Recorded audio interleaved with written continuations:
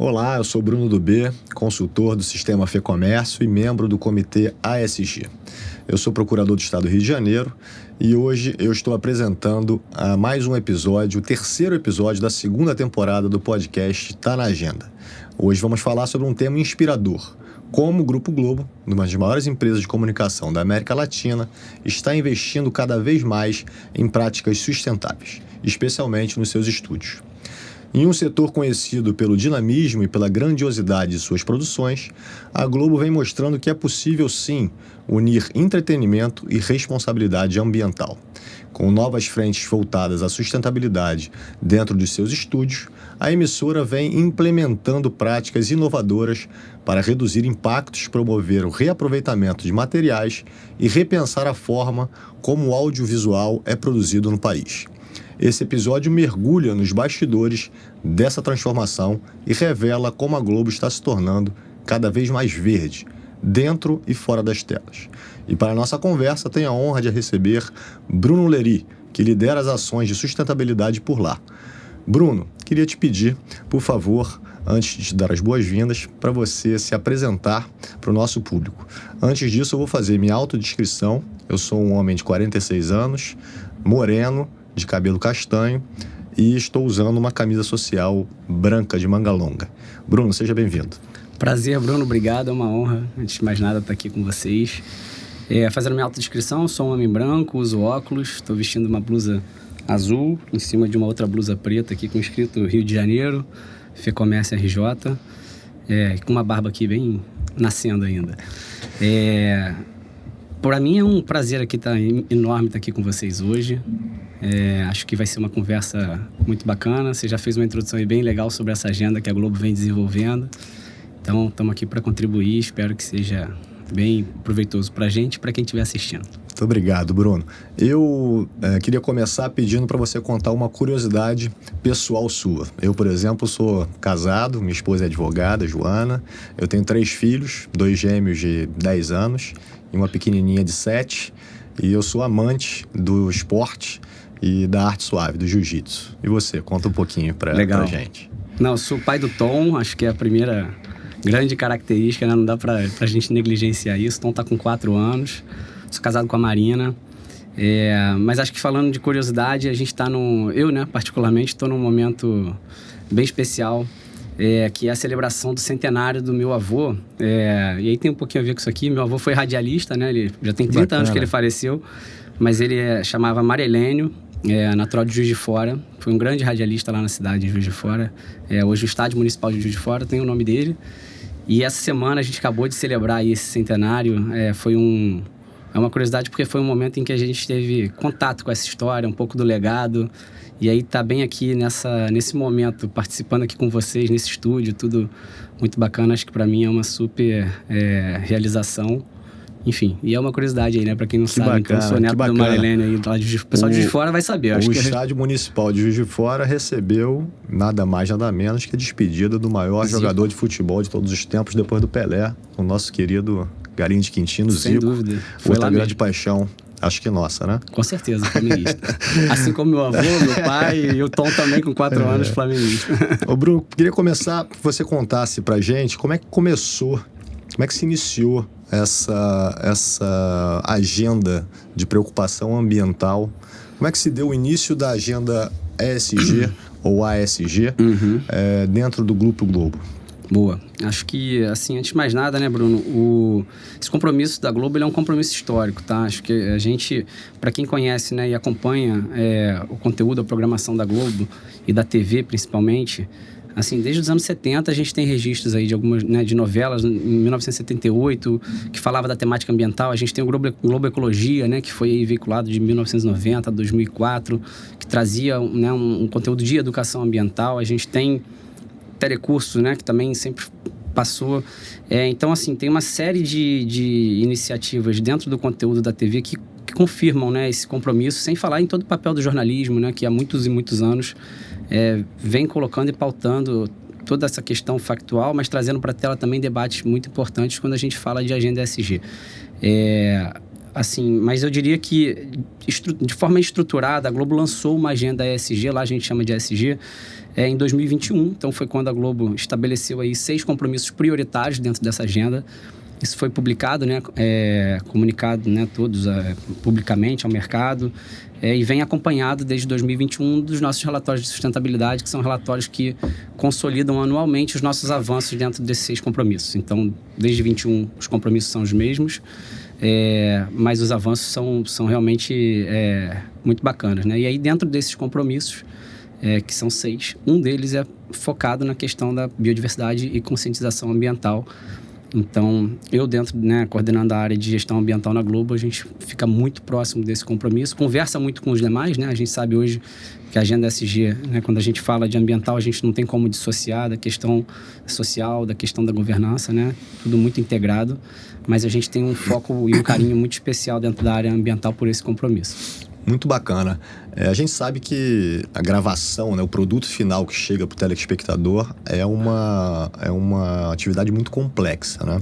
Como é que essa agenda ambiental impacta o conteúdo que é oferecido para os telespectadores, para os consumidores, sem causar nenhum prejuízo dentro daquilo que se chama o padrão Globo de qualidade? Boa.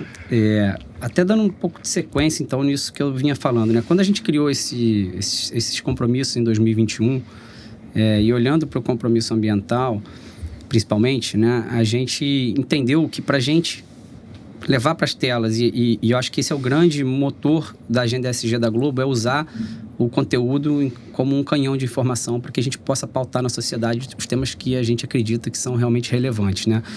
Porque é um conteúdo que atinge milhões de pessoas todos os dias. E para que a gente possa fazer isso e falar desse assunto, a gente precisa ter muita segurança e garantir que dentro de casa também a gente faça as coisas da melhor forma possível, né? E aí foi quando a gente estruturou, por exemplo, a partir aí de 2021, 2022, o que a gente chama que é o projeto Produções Verdes, né? Que nasceu como um projeto, hoje já se tornou aí uma metodologia, um processo implementado dentro da Globo, né, que nos rendeu aí até o Prêmio Visão Consciente no ano passado, em 2024, na categoria de meio ambiente, que foi exatamente uma metodologia, um processo criado para que a gente pudesse garantir, de ponta a ponta da nossa cadeia de produção audiovisual, a implementação de uma cultura de sustentabilidade, uma cultura ambiental. Então, um pouquinho do que você falou, né? A gente tem esse padrão Globo de qualidade que é conhecido, que passa desde a nossa caracterização, nossa figurina, a nossa produção de arte, a nossa tecnologia, o próprio conteúdo, né? Que é o que o público vê. Então, a gente certificou de montar um processo, uma metodologia para que a gente pudesse, dentro de cada uma dessas áreas, aplicar práticas cada vez mais sustentáveis dentro de uma realidade em termos de viabilidade, né? Técnica do que existe no mercado hoje em termos de solução e também de uma viabilidade financeira dentro do que é possível fazer sem que a gente prejudicasse essa qualidade que todos já estão acostumados. Muito bacana. A gente sabe que na agenda ESG é preciso ter muita força de vontade e muito envolvimento, especialmente dos líderes, né? Seja da alta liderança ou das lideranças que são espalhadas pela organização. Como é que é o envolvimento das lideranças do Grupo Globo? A alta liderança se envolve nesse processo todo de planejamento, ou isso é mais na intuição dos funcionários do grupo? Total, não, acho que isso inclusive é um dos fatores, né, críticos aí para o sucesso de uma agenda dessa conseguir ser amplamente implementada, né? A gente tem apoio total da alta direção da empresa, né? A gente tem um líder desse compromisso ESG, que é o Manuel Belmar, ele é o nosso CFO, né? Então, faz parte do conselho, né, da empresa. Então, ele é o grande líder desses 6 compromissos, e cada um desses 6 compromissos, ele também, a gente trabalha num formato, né, de squads multidisciplinares que cuidam de cada um desses compromissos, e cada um dos 6 compromissos tem um líder também, que também participa dessa alta gestão e faz a liderança do seu compromisso específico, né? No caso do compromisso ambiental, a gente tem um diretor, que é o Maurício Gonzalez, que faz a gestão, né, e a liderança desse compromisso, e dentro desse squad, uma série de pessoas de todas as áreas da empresa que participam, ajudando e apoiando a implementar ações, né, nas diferentes atividades ali nas operações da Globo. Então, mas temos sim apoio total. A gente tem anualmente uma série de lives, né, encontros que a direção promove com os colaboradores. Hoje somos mais de 14 mil pessoas na Globo, além de toda uma cadeia, né, de fornecedores, etc. E aí, quando eu falo Globo, né, a nossa gestão, ela consolida a Globo no que a gente chama de G5, que são Rio de Janeiro, São Paulo, Recife, Brasília e Belo Horizonte, que são operações em que a Globo está presente enquanto uma única empresa. O sinal da TV Globo, a gente distribui ele no Brasil inteiro através de uma rede de afiliadas, e aí são mais de 115 afiliadas que ajudam a reverberar esse sinal e esse conteúdo, que seguem uma relação também muito próxima com a gente, mas que tem uma gestão operacional separada, né? Então, dentro da Globo, esse G5, a gente tem esse apoio total da liderança. Acho que uma outra coisa, um outro fator muito importante que está muito atrelado a isso, é que toda a nossa liderança também, ela possui metas de remuneração variável atreladas ao desempenho dentro dessa agenda. Importante isso, ESG, né? Então, quando a gente olha, por exemplo, a produção do entretenimento, né, os estúdios Globo, né, toda a direção e a produção, ela precisa hoje entregar para a gente resultados relativos à implementação dessas práticas de produções verdes. Então, isso faz parte da remuneração variável de todos os neos executivos. Então, isso é bem bacana. Envolve na prática a alta liderança e com aquilo que é mais... Perfeito. Mais caro, fora da agenda ESG, que é o dinheiro ESG, né? É o dinheiro no bolso, na verdade. Isso aí. Você falou de outro tema também que eu queria abordar, que é muito importante nessa agenda ESG, que são chamados stakeholders, né? Os outros atores do seu universo com os quais você se relaciona. Uhum. Então, quando o telespectador assiste a televisão, eu que sou noveleiro, adoro a novela, estou assistindo Vale Tudo, que tem inclusive um ator que é formado em ESG por Harvard. Grande Afonso. Grande Afonso. Daqui a pouco a gente vai voltar nele. Mas como é que é o relacionamento da empresa com os seus stakeholders a partir do olhar da agenda ESG? Perfeito. A gente também, junto desse compromisso que foi criado em 2021, de forma estruturada, a gente criou um programa de compras sustentáveis que a gente fala.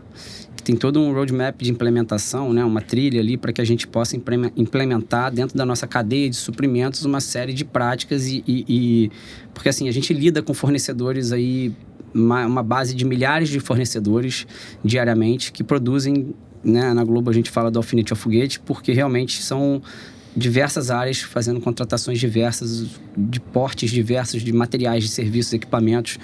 Então, a gente precisa conversar com toda essa cadeia, né? E para isso, a gente estruturou um processo para que a gente pudesse avaliar a criticidade de cada grupo de fornecedores e conseguisse chegar num público de fornecedores que fosse mais sensível e que a gente pudesse trabalhar essa temática apoiando, por exemplo, com o desenvolvimento, com o reconhecimento desses fornecedores e também conseguindo entender um pouco a maturidade que cada fornecedor tem no assunto. Então, de lá para cá, a gente veio trabalhando, né, no desenvolvimento dessa matriz de criticidade, definindo os fornecedores prioritários. A gente tem treinamentos em ESG com essa cadeia de fornecedores. A gente criou um portal para isso, eles podem acessar. A gente tem, inclusive, treinamentos síncronos que a gente faz. A nossa equipe de gestão ambiental, por exemplo, fala sobre a pegada de carbono, né? A gente fala sobre programas de carbono. A gente fala com eles também sobre biodiversidade. Então, a gente tem toda uma trilha de letramento para os fornecedores que ainda não têm essa maturidade e já para outros fornecedores, né? Que já têm, de alguma forma... e a gente trabalha com grandes corporações, a gente trabalha com Oracle, com Google, com fornecedores muito grandes.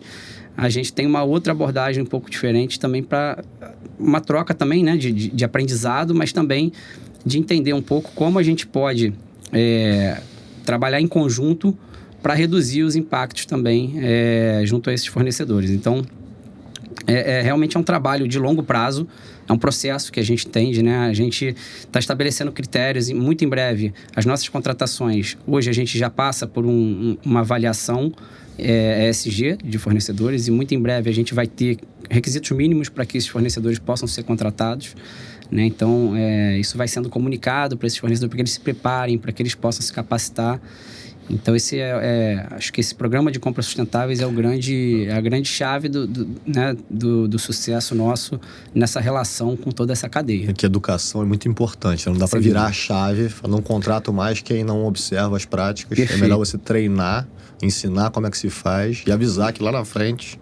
É isso. Porque eu falei, a gente trabalha aqui com o Google, a gente trabalha com marcenaria que está ali perto do Estúdio Globo fazendo uma montagem, uma pré-montagem de um cenário, e são portes e perfis completamente diferentes de empresas, né? Então, a gente precisa saber lidar e comunicar com todos eles, né? Entender o que realmente é mais crítico para cada um. Então, é um pouco por aí. Maravilha. E a organização Globo, Grupo Globo, tem algum mecanismo de medição, de aferição desses resultados na prática? Temos. A gente tem uma série de indicadores, né? Falando um pouquinho disso, a gente consegue hoje aferir o grau de maturidade dos fornecedores que a gente chama de críticos. Então, eles precisam responder um questionário com perguntas ali para que a gente entenda um pouco onde ele está posicionado. A gente tem indicadores atrelados também à quantidade de fornecedores capacitados, quantos fornecedores participaram desses nossos treinamentos ou não. E a gente também trabalha isso internamente com o nosso time de compras. Então, os nossos compradores passam por todo esse letramento para que a gente possa, na hora de fazer a seleção dos fornecedores, ter uma equipe que também saiba interpretar e analisar essas informações. Então, também a gente tem indicadores de capacitação interna que a gente vai também avaliando. Então, acho que tem uma série, enfim, e esse roadmap, como eu falei, né, esse processo, ele vai evoluindo ao longo do tempo até que a gente chegue realmente num modelo em que os critérios de seleção, eles sejam muito rigorosos e passem por essa avaliação ESG também desses fornecedores. Muito bacana. Na agenda ESG, nem tudo são flores. É preciso destacar também os erros e os desafios nessa trajetória. Acho que é importante a gente pontuar, porque a nossa audiência vai olhar, mas o Grupo Globo é a maior empresa nacional, é muito fácil, tem orçamento, tem equipe, tem planejamento, tem um índice de governança muito rigoroso, os melhores profissionais. Como é que o pequeno e médio empresário vão olhar para a sua experiência e vão se inspirar com ela? Então, é preciso a gente também ser transparente, correto e honesto e dizer que, olha, os desafios são esses e a gente cometeu alguns erros nessa trajetória. Quais erros vocês cometeram no passado que, se acontecesse hoje de novo, se você começasse de novo hoje a agenda, você corrigiria esse rumo? Boa. Eu acho que, assim, particularmente, né, a gente, primeiro ponto é a gente entender que tudo faz parte de um processo. A gente não implementa uma agenda ESG, uma agenda ambiental do dia para a noite, né? Então, eu acho que, independente se você é uma empresa de grande porte, pequeno porte, independente do setor, essa compreensão de que vai ser uma jornada em que a gente vai iniciar algo e depois vai melhorar e aprimorar, ela é um entendimento importantíssimo para que a gente não tenha uma frustração, para que a gente não caia num greenwashing, para que a gente, né? Então, acho que esse é um fator super importante, né? Seja qual for aí o porte da empresa, né? Eu acho que a inspiração, acho que o grande desafio que todo mundo vai enfrentar, e a gente não foi diferente, é a questão da cultura, né? É você realmente fazer e atingir. E aí eu já falei de fornecedores, agora falando um pouco do público interno. São 14 mil colaboradores dentro da Globo, mas que estão divididos naqueles 5 endereços que eu comentei. Então, são pessoas de regiões do Brasil diferentes, que estão inseridos num contexto diferente, biomas diferentes, né? A gente tem, um público muito diverso do ponto de vista de composição. A gente precisa falar com a alta gestão da empresa, a gente precisa falar com o autor, roteirista de novela, mas a gente precisa falar também, né, com todo mundo que trabalha na operação, né, da mais pesada até, né, o pessoal que trabalha com, por exemplo, caracterização, maquiador. Então, é um público muito diverso em que a gente precisa atingir com as pautas que fazem parte desse compromisso, né, dessa agenda. Então, eu diria que, assim, é um grande desafio, acho que para qualquer empresa, conseguir fazer esse trabalho de criar uma cultura. A criação da cultura também não é do dia para a noite, também é um processo. E eu acho que para a gente ter uma cultura em que parte das pessoas, né, a intenção, a iniciativa, claro, passa muito pelo letramento e a gente tem que ser incansável nisso, a gente trabalha com isso, sabe? Todo dia a gente acorda e precisa falar de novo das mesmas coisas, né? E buscar ali uma linguagem que seja mais comum a cada um que a gente está conversando, né? Mas também passa muito pelo reconhecimento. Então, eu acho que a grande chave aí para o sucesso, e o nosso projeto Produções Verdes, ele vem um pouco para comprovar isso, é que o reconhecimento, eu sou muito favorável a essa cultura do reconhecimento. Eu acho que todo mundo já faz muita coisa, E muitas vezes não consegue associar que aquilo que é feito está atrelado a uma agenda, né? Então, a gente dar luz para o que já existe, né? Então, quando a gente olha para uma pequena empresa, uma média empresa, olha primeiro para dentro de casa, vê o que já é feito, né? De repente, você empacota isso de uma forma que as pessoas consigam entender o valor que aquilo tem, como aquilo está relacionado com os compromissos que a empresa acredita, né? E a partir daí você pensa em aprimorar, em levar para frente. Acho que né, para que essa cultura ela comece a fazer sentido. Então, o reconhecimento, voltando aqui, eu acho que é um fator super bacana. A gente, dentro do projeto Produções Verdes, começou... E aí você perguntou, né, de erros aí, acertos. Eu vou dar um exemplo, assim... Acho que a gente começou, talvez, até um pouco numa postura, um pouco de fiscalizar as nossas produções, sabe? No início, né? Então, a gente criou uma função de monitor ambiental, que são pessoas que foram, né, contratadas para esse projeto, para nos apoiarem realmente, para estarem no set, nas gravações, nas viagens, nas externas, acompanhando, vendo se as práticas estão sendo implementadas. E nos momentos em que a gente tentou adotar uma postura de fiscalizar o que está sendo feito, a gente se afastou um pouco dessa cultura que a gente queria trazer. E começou a criar uma cultura de... Ah lá, os ecochatos que estão vindo aí, o que vocês estão olhando no meu trabalho, uma desconfiança, né? Por que você está vindo aqui no set de gravação?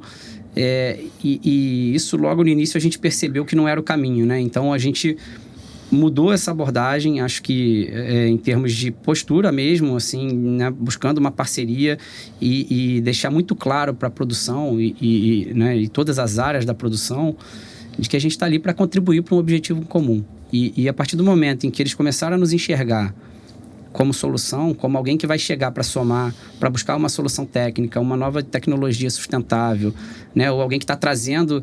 Pô, a Globo, ela tem produção audiovisual em São Paulo, no Rio, no Brasil inteiro. Às vezes, uma prática que está sendo implementada em São Paulo poderia estar sendo no Rio e não tinha ninguém olhando para isso. E hoje a gente tem uma metodologia que permite que haja um intercâmbio de informação e todo mundo sai ganhando. E você falou do desafio, né? Acho que até de se viabilizar isso. Muitas vezes é mais barato a gente fazer isso, porque a gente, por exemplo, substitui capa de chuva descartável, que a gente tinha um consumo de milhares de capas diariamente nos sets de gravação, nas externas, nas viagens, por uma capa de chuva reutilizável, né? Personalizada, com a logo da Globo, com durabilidade, com muito melhor para proteger da chuva, e que a pessoa pode reutilizar aquilo ali inúmeras vezes. Então, é um investimento que é feito inicialmente para distribuir aquilo e depois você mantém aquilo por anos e uma série de produções passam a colher os benefícios de não ter que comprar, por exemplo, aquele descartável e não ter que descartar aquele resíduo. O exemplo da capa de chuva, ele é emblemático, mas ele se remete a um investimento, investimento alto até, pensando no quantidade de pessoas. Quantidade de pessoas que o grupo abriga, né? Mas para o pequeno, talvez a substituição dos copinhos de plástico de café por uma xícara reutilizável já gera um impacto enorme, né? Sem e aí dúvida. ele vai poupar muito mais financeiramente. Esse é outro exemplo, né? A gente implementou lá um programa que a gente chamou de Plástico Zero. Então, esse programa, ele nasceu com isso. A gente distribuiu um kit de copo, caneca, xícara, para que as pessoas pudessem beber água e café. E a gente aboliu os descartáveis dentro dos endereços da Globo. Aboliu. E aí são 11 milhões de descartáveis a menos por ano que a Globo deixa de consumir, de comprar, né, também. Então, assim, acho que... e são nessas pequenas coisas que a gente vê que a aplicação ela é possível em todos os setores, né? Acho que um outro grande mérito também do Produções Verdes, e aí a nossa metodologia, só explicando um pouquinho, ela é pautada num guia, que é uma orientação de boas práticas, de práticas recomendadas, e atualmente a gente já evoluiu para algumas práticas obrigatórias, a gente não começou assim. Então, ele é um guia de orientação, recomendações práticas dentro das áreas de produção, mas esse guia, o primeiro capítulo desse guia, ele fala sobre cuidados que a empresa tem na questão ambiental. Então, por exemplo, a gente fala o que a Globo já faz. A Globo tem energia praticamente 100% renovável, né? A Globo abastece a frota flex com etanol. A Globo está eliminando o uso de geradores a diesel, né? A Globo tem um programa de plástico zero. A Globo faz coleta seletiva em todos os endereços, né? Tem uma meta de aterro zero. Então, a gente primeiro dá esse letramento básico do que a empresa já faz. Mas só te interrompendo, claro, antes de passar para o segundo, tem muita gente que pratica ações oriundas da chamada agenda ASG e não sabe. Sem dúvida. Então, quando você olha para dentro, fala, o que eu já faço? A gente usa iluminação em LED, por exemplo, né, que é uma iluminação muito mais Exatamente. eficiente do ponto de vista do consumo energético. Então, né, e é viável hoje em dia a gente fazer isso também na iluminação cênica. Então, a gente expande isso dentro da empresa. Então, são práticas que já existem e a gente basicamente dá luz ao que já existe. O segundo capítulo, a gente fala dos cuidados individuais. E aí que eu acho que toca a todo mundo. Não é um guia que logo de cara, quando você começa a ler, você afasta aquela possibilidade da pessoa falar, lá vem mais um papel, não tem nada a ver comigo. A pessoa de cara, ela se depara com, ao sair do ambiente, apague a luz. Né? Repense o consumo. Antes de você precisa realmente comprar algo novo, não dá para reutilizar um material, vamos promover o consumo consciente. Então, você tem dicas que são aquelas dicas que não é para o seu dia a dia de trabalho, são dicas para sua vida, para sua família, né? Para a gente levar para o Tom, para os seus filhos. Então, assim, todo mundo quando lê se identifica de alguma forma. E aí depois a gente entra nos capítulos com as práticas recomendadas dentro de cada área, né? Então, eu acho que é um pouquinho por aí, né? A gente consegue ter um guia que todo mundo se familiariza. Depois do guia, a gente entra com um processo de planejamento dessas ações. Então, todas as produções da Globo hoje, do entretenimento, eles precisam se planejar né, dentro de uma quase que um cardápio de opções de ações sustentáveis. E a produção ela precisa selecionar quais ela vai fazer, quais são aplicáveis à realidade dela, quais não são. A gente, por exemplo, tem as cidades cenográficas dentro dos estúdios Globo. Tem produção que não usa cidade cenográfica, então aquelas ações para ela não são aplicáveis. Então a gente dá essa flexibilidade para que cada produto, né, adeque ali o seu planejamento à sua realidade. E aí, esse planejamento ele passa por um fluxo de aprovações, até de executivos da empresa. Todas as produções são aprovadas pela área de gestão ambiental, pelos executivos. E aí vai para campo. E a gente começa a rodar as gravações, as externas. Isso começa na pré-produção, né? Para que a gente possa exatamente se programar, contratar os fornecedores adequados para aquela produção. E segue um fluxo todo de acompanhamento da implementação, registro, né? As lições aprendidas. Então, a gente tem as fotos, os registros, nota fiscal do que foi feito. E aí a gente vai depois para um próximo passo, que aí entra a questão do reconhecimento, que é dar luz para essas soluções. Né? Então, a gente busca todo ano fazer o reconhecimento dessas iniciativas sustentáveis que foram implementadas ano passado. Em dezembro, a gente premiou 3 grandes iniciativas que surgiram das equipes.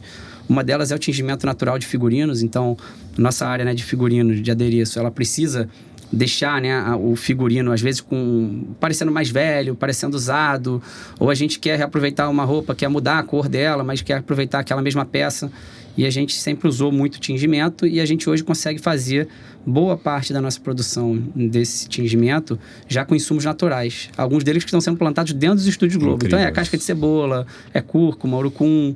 E existe toda uma mistura desses ingredientes, né? E a gente coloca, né, as peças dentro da panela, você cozinha isso, basicamente, né? Assim, falando muito leigamente, e você consegue atingir tons ali, né, e acabamentos que antes não eram possíveis ser feitos com insumos naturais. Essa foi uma das iniciativas que surgiu da própria equipe, que traz um ganho ambiental enorme, né? A gente evita o uso de produtos químicos, consumo, reaproveita muito mais peças, então isso é muito bacana. Que barato, incrível isso. Agora eu queria voltar um pouquinho e falar de uma das grandes paixões nacional, que é a telenovela. Perfeito. Como é que a Globo está exibindo o remake de Vale Tudo? Como é que é esse processo da definição da pauta ambiental como uma pauta, um pilar da gestão da organização Globo, até chegar na direção da novela, no roteiro da novela, e a novela passar a ter um personagem que na primeira versão da novela não tinha essa característica, né? Uhum. Um agente transformador, ele trabalha com a ESG, o Carrão, grande Afonso Reutemann, briga com a mãe, inclusive, para a pauta ESG ser implantada no grande negócio da família. Como é que é esse processo? Boa. Eu acho que esse processo, assim, o que acontece, tá, Bruno? A gente... E aí, voltando aqui só um pouquinho, na dramaturgia, ela foi, eu diria que foi fundamental para que esse Produções Verdes, esse projeto, tivesse um grande sucesso, tá? Ele foi a inspiração, na verdade, para que a gente criasse essa metodologia que eu comentei. Ela veio durante a Pantanal, né? A gente, quando foi gravar Pantanal, E aí, só trazendo um pouco de história, a gente precisou, a gente gravou o Pantanal praticamente todo no Pantanal, a gente não tinha cidade cenográfica dentro dos Estúdios Globo, por exemplo, e a gente encontrou um ambiente muito sensível, né, ambientalmente falando. Então, era um local de difícil acesso, né, era em Aquidauana, no Mato Grosso do Sul, a maioria, né, das locações que a gente fez, e a gente tinha todo um desafio em termos de suprimentos, de resíduos, né, na própria questão de comunicação, e a gente se debruçou junto com a produção do Pantanal, que era uma produção muito engajada, para que a gente pudesse criar ali na época a gente criou uma cartilha de recomendações para aquela produção. E era um período logo pós-pandemia, né? Pantanal ali 22, ali 21, 22. A gente vinha de um protocolo extremamente rigoroso da Covid. Para que a gente pudesse continuar gravando durante a Covid, a gente seguiu um protocolo muito, muito rigoroso sanitário. E nesse momento a gente fez uma reflexão que foi, se a gente fez uma cartilha de práticas aqui que Pantanal vai seguir, né, para gravar, com todos esses cuidados, por que não a gente cria também um protocolo de sustentabilidade e usa isso para todas as nossas produções, né? Então, nesse momento que nasceu esse guia que eu comentei com vocês, foi muito inspirado na questão do Pantanal. E aí, olhando para o próprio guia, a gente trouxe dentro dele um capítulo especial do conteúdo, que é para que a gente possa promover o conteúdo ambiental também nas telas, né? E aí, como eu falei, a gente precisa estar muito bem dentro de casa, fazendo muito bem o nosso dever de casa do ponto de vista ambiental, para que a gente também possa, numa novela como Vale Tudo, que tem proporções enormes, milhões de pessoas assistindo todos os dias, colocar, né, dentro do conteúdo, da fala dos nossos personagens, essa temática. Então, a gente criou um capítulo em que a gente traz uma série de recomendações, mas com total liberdade criativa e artística para os nossos autores e roteiristas. Então, a gente começou fazendo primeiro uma conversa. Assim que o Produções Verdes nasceu, a gente sentou com todos esses autores, né, para explicar o que seria o projeto, né, quais eram os nossos objetivos, como isso se relacionava com a Agenda ESG, como que a gente enxerga valor nessa temática. A gente chegou a receber autores e roteiristas para visitarem as nossas instalações, para que eles soubessem e vissem na prática as nossas usinas fotovoltaicas, a nossa central de resíduos, como a gente faz a gestão dos nossos efluentes de esgoto, como que a gente trata, para que eles tivessem esse conhecimento das práticas internas e ficassem à vontade, né, para poder escrever e falar sobre isso. Então, o conteúdo do entretenimento, como eu falei, a gente tem novelas aqui de 1978, a gente tem conteúdo de entretenimento desde os anos 90, que traz a temática ambiental, mas hoje de uma forma muito estruturada, como vem agora em Vale Tudo. Você comentou do Afonso, a gente dentro do Vale Tudo tem um tema muito importante, que é o tráfico de animais, que vai ser cada vez mais explorado agora, e a gente trouxe junto, né, o Instituto Vida Livre, que é um instituto parceiro da Globo, com especialistas que trabalham nessa questão, que nos assessoram na questão, né, junto ao IBAMA, junto ao ICMBio, para a soltura dos animais. Então, a gente faz as cenas que são reais, né? A gente faz realmente a soltura de animais que foram capturados aí, que estavam em alguma condição que não deveriam, né? Que deveriam estar na vida selvagem. E tudo isso muito em parceria com a produção da novela. Então, por exemplo, Vale Tudo nos procurou desde o início. Olha, a gente vai ter uma preocupação ambiental dentro da temática, né? A gente teve um desfile no primeiro capítulo em Foz do Iguaçu, que a gente usou plástico, as roupas feitas com plástico reaproveitado, né? Então, assim, tem toda uma preocupação para que a nossa área ambiental foi consultada, por exemplo, para ler os roteiros de Vale Tudo, para ver se tem algum ponto sensível, alguma recomendação, né? Como que a gente pode ajudar a dar voz para esse conteúdo ali na novela. Então, assim, existe uma liberdade total de criação, ao mesmo tempo em que a gente traz dentro do Guia de Produções Verdes um anexo com recomendações para o conteúdo, em que existem ali, por exemplo, se você for fazer uma cena ou escrever uma cena num supermercado, a pessoa pode estar utilizando uma sacola retornável ao invés de uma sacola plástica descartável. Por quê? Porque nesses pequenos atos a gente começa a levar para o grande público que é normal a pessoa usar uma sacola retornável, ao invés dela estar usando um monte de sacolinha plástica descartável, né? Então, a gente pode, por exemplo, na fala de um determinado personagem, abordar um tema que a gente, de alguma forma, de repente não daria muita visibilidade, mas que ele pode enfatizar alguma coisa, né? Então, a própria temática que o Afonso vem trazendo do ESG dentro da novela é um exemplo disso, né? Então, são tópicos, basicamente, nesse anexo, que trazem essas recomendações para autores e roteiristas que podem adotar ou não, né, com total liberdade, mas a gente estimula para que aconteça. E quando acontece, a gente reconhece. E a gente gera esse movimento de cada vez mais. Então, a gente tem o exemplo de Vale Tudo, mas a gente tem uma série de... A gente tem o Big Brother Brasil no ar, que desde 2023 fala da coleta seletiva. A coleta seletiva dentro da casa vale ponto, vale estaleca, né, para os participantes. Fala do cuidado com a água, o cuidado da água, a gente tem, né, reuso de água dentro do Big Brother. Esse Big Brother desse ano, 25, a gente está dizendo que é o mais sustentável até hoje, porque a gente conseguiu fazer o Big Brother inteiro sem consumir diesel, não usamos gerador a diesel, né? Historicamente, programas ao vivo na Globo, a gente tinha um uso de gerador a diesel para garantir uma fonte primária de energia mais confiável. E a gente investiu em sistemas, né, de no-breaks e bancos de baterias elétricos que são recarregados dentro da Globo com energia limpa para poder fazer esse Big Brother. Não gastamos diesel, tivemos 100% de circularidade nos resíduos que foram gerados pela casa e também na produção do próprio BBB, né, que são aí algumas 200 e poucas toneladas de resíduo que o BBB gerou e que a gente conseguiu desviar de aterro sanitário. Teve alguma solução circular, alguma solução sustentável, né, e está no conteúdo. Então, o Big Brother é outro exemplo. O É de Casa, a gente tem aí uma série de reportagens, quem assiste aos sábados, desde 24, a gente vem trazendo um pouco desse bastidor dos estúdios Globo, com esse olhar de sustentabilidade. A gente já mostrou nossa usina solar, a gente já mostrou nossas iniciativas de reaproveitamento de água, como que a gente está fazendo para minimizar as emissões de carbono. Então, isso entra como pauta no programa. Muito bacana, como a diretriz da alta liderança engaja toda a organização até o produto final, que nesse caso que a gente está falando, as telenovelas, né? Exatamente. Bruno, a gente está chegando ao final do nosso bate-papo. Queria te agradecer, foi impactante, muito enriquecedor para a nossa audiência, para mim pessoalmente. E eu queria que você deixasse suas considerações finais no propósito de inspirar outras organizações, independente dos seus tamanhos e realidades, a surfarem ou praticarem, ou melhor, desenvolverem suas atividades com base na agenda ASG. Pô, eu que agradeço, assim, pra gente é um prazer sempre falar desse projeto, falar da nossa agenda. Contem sempre conosco, né? Sempre que a gente tiver essa oportunidade de falar, a gente está disponível. E assim, super bacana vocês estarem com esse espaço, né? A gente aqui está em casa, realmente se sente super à vontade.